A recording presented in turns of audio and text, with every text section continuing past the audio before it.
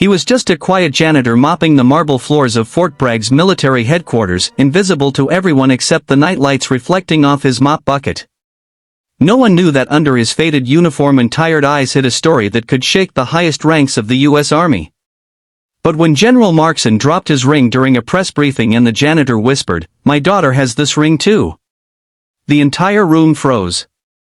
Because what he said next would change everything. The echo of boots and clipped voices filled the massive hallway of Fort Bragg's command wing. Officers and aides brushed past the janitor as though he were a man with gray streaks in his hair, mopping floors that gleamed under fluorescent light. His name tag read M. Reeves. Michael Reeves didn't complain. He came to work early, stayed late, and never said much. His hands were calloused, his back stiff, not from laziness, but from decades of quiet endurance.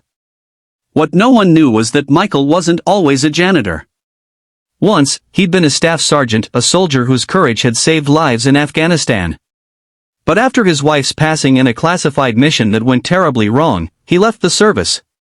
He had one reason left to live for: his 8-year-old daughter, Lily. Every morning before sunrise, he dropped her off at school, kissed her forehead, and said, "Be brave, sweetheart. Like your mom." And every night, he came home exhausted but smiled anyway, reading bedtime stories about heroes who never gave up, not knowing his daughter already saw him as one. But that week, something strange happened at Fort Bragg. Rumors swirled of a lost identification ring, a special gold band worn only by members of an elite rescue unit known as Echo Phoenix. It wasn't just any ring, it represented sacrifice and brotherhood. Only 10 men in the world had earned it. General Markson, a decorated commander, had once led that unit.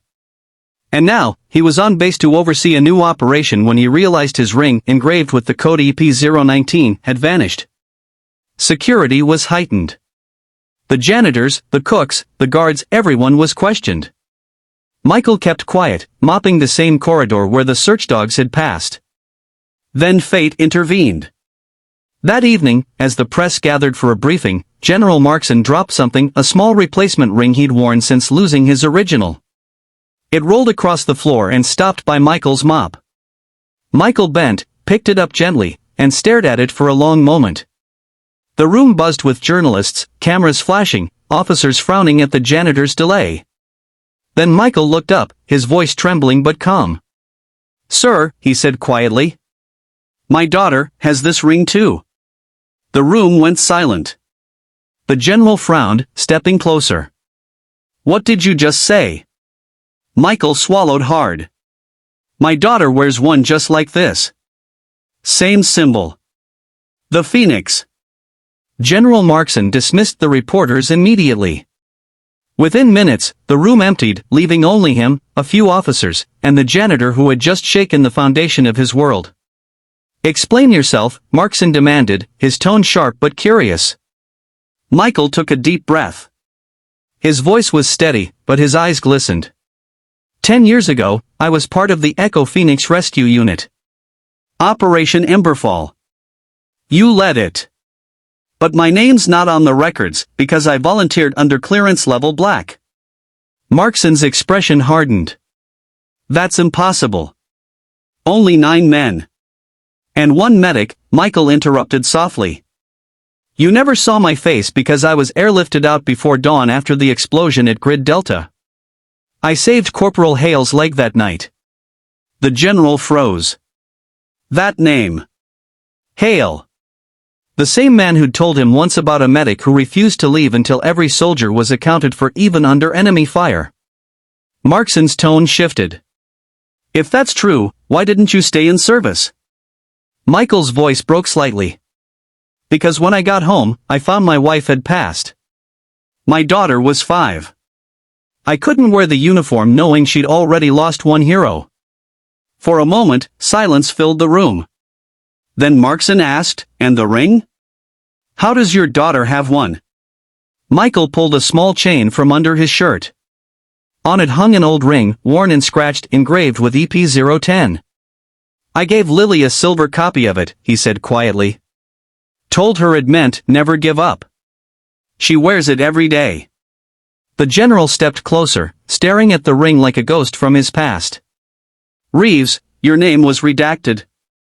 I thought you'd died in that firestorm. Michael smiled faintly. Maybe part of me did. But I promised my daughter I'd build a new life. Even if it was just cleaning floors that men like you walk on. The general's jaw tightened. He took off his own ring and placed it in Michael's hand. No. You've been walking above us this whole time, we just never looked up. He called in his aide. Get me the paperwork. Sergeant Michael Reeves reinstated. Effective immediately. Michael's hands trembled. Sir, I'm no soldier anymore. My duties to my daughter. Markson nodded. Then serve her by showing her what real honor looks like. Weeks later, the base held a small ceremony. Lily sat in the front row, clutching her father's hand. The general pinned the silver star on Michael's chest, long overdue recognition for his sacrifice. Tears filled Lily's eyes as she whispered, Daddy, you're a real hero. Michael smiled, squeezing her hand. No, sweetheart. I'm just a dad who never stopped believing. As the crowd applauded, the sunlight glinted off their matching rings, one gold, one silver, symbols of courage passed from father to daughter. And in that moment, the janitor who had once been forgotten stood tall once again, not for medals or ranks, but for love, duty, and quiet heroism. Military Medal final message, inspiring ending for YouTube voiceover. Sometimes, the greatest heroes aren't the ones who lead battalions. They're the ones who sweep hallways, raise children, and still carry the fire of courage in silence. True honor doesn't fade, it waits to be remembered.